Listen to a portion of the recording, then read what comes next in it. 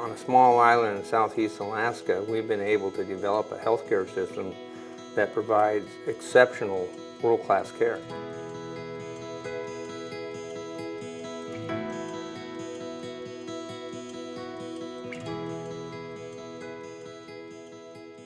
The Sisters of St. Joseph of Peace were founded in 1884. The idea of the community from the very start was to go where there was need and to serve in the ways that the people needed and wanted. They came across the sea to the East Coast. They came across the continent to the West Coast. They then came forward up north to Alaska. Ketchikan, which is an island community, needed a hospital. So we sent 3 sisters, one from England, one from the East, and one from the West, to staff a hospital in Ketchikan, Alaska, which was opened in 1923. You know, they were forward thinkers. When they handed out their little ticket, and for $10, that logger could get health care for a year, it was pretty innovative. The sisters have been such a big part of the growth of healthcare here. The Baden Street Hospital served the community very well for a number of years. By the 60s, the standards for a hospital had changed greatly. Building codes had changed greatly. Very expensive. So it was worked out that the city, because they wanted a hospital, would build the building and the sisters would run the business in the hospital. They understood the value of having the sisters here. So they created a unique facility amongst all the Peace Health facilities where we're owned and belong to the community, but Peace Health manages it. I'm very thankful to the hospital and to the nuns because they didn't discriminate. They never turned anybody away.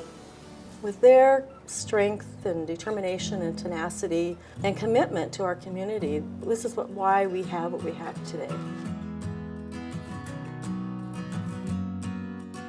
As industry came around, so did the need for more medical services, and Peace Health stepped up. Whether it be the Coast Guard, timber, fishing, mining, air travel, and then tourism. In most places in Alaska, when the mining or the fishing or the timber, has a downturn or collapses, the town goes away. Ketchikan has stubbornly stayed here. And I think the fact that we have a full-service medical center has been a major facet in our ability to weather those different storms.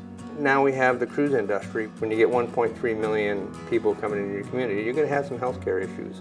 Ketchikan is truly fortunate to have a hospital of this caliber in a community this size. It just doesn't happen throughout the United States. One of the things that the sisters were able to do for the community is bring in services that, as a community, we would not be able to afford.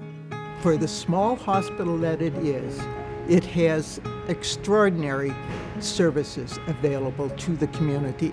We're really fortunate to have a facility that we have with the services that we offer. I think if you go anywhere else in the lower 48 that's on a road system with a community our size, you would never see a facility that has the types of equipment we have. Practically every need that members of the community have for medical services can be provided here. You don't have that in Oregon or Washington. You'd have to drive 100 miles, 50 miles, 150 miles to find the care that we have here. What is very different about being in Ketchikan, Ketchikan is on an island. And that makes a huge difference in what's available and how quickly it is available. We are all here, and whatever the issue is, we have to resolve it here. And the hospital is a very strong part of that. Over the decades, the community and the Sisters of St. Joseph of Peace and now Peace Health have created a very large, very well-functioning, relatively comprehensive hospital for this isolated area.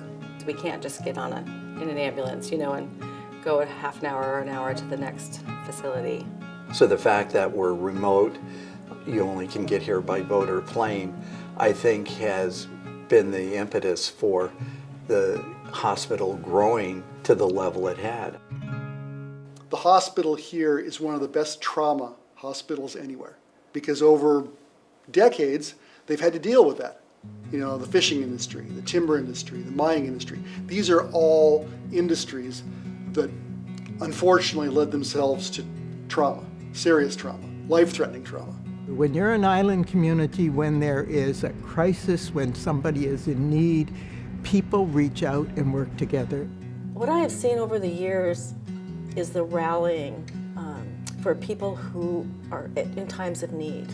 And I think that's just the community spirit of coming together and trying to help one another. It's a very self-reliant community. We have to be. Alaskans are very generous. We're very hardworking, entrepreneurial. It is a way of life for the people there. When there have been needs, the people respond, and the philanthropy has been really a huge, huge part of the ministry in Ketchikan. The fact that the community, at pretty much every opportunity, has stepped up and said, we will pay for that, saying it's worth it to us to continue to upgrade that facility to something that is very valuable to us, and we're willing to spend that money. But it takes a lot for the hospital to run. Everyone who's a part of that group has an important role to play. And not everybody is a doctor or a nurse, but they're still supporting healthcare in this community, and they're still supporting the hospital and the clinic and our community. We are local people, you know, and a lot of our physicians, you know, come in and they get involved in the community, and we get to know each other, and so there's just that little extra special touch. You know, it's a small town. They've helped out with Little League, they've helped out with nonprofits, the Arts Council, First City Players. There's a lot of interconnection in this community. We're a small community, but when you're in a hospital and you're getting care, it's not uncommon for you to know the person that's working on you from an experience in the community. So I can remember as a kid that the nursing staff was, you know, my friend next door's mom. I've been in Ketchikan long enough to have taken care of everybody twice. I've taken care of the kid twice, his mother twice, his grandmother 3 times, and his great-grandmother 4 times. There were many people who worked at the hospital who supported their families because the hospital was there. So that's one of the things I really want people to remember, is that it wasn't just a job. It was the nuns caring about their employees and helping us. The Ketchikan community is blessed with Peace Health. It's the history that we have with Peace Health. They understand the community, they know the people. We can live here. We can go about our jobs and our play and whatever else it is, knowing that the hospital has our back, that there are a couple hundred really qualified healthcare workers at that facility who all know their jobs. Peace Health has been able to serve this community like no other organization would choose to do it. I think it's been a great partnership that's, you know, gone on for decades. That's really community driven. This hospital care will continue in Ketchikan. They will continue it with love. What I love best is love returned, laughter shared, and friendship earned. To give love truly and receive is life's sweet purpose.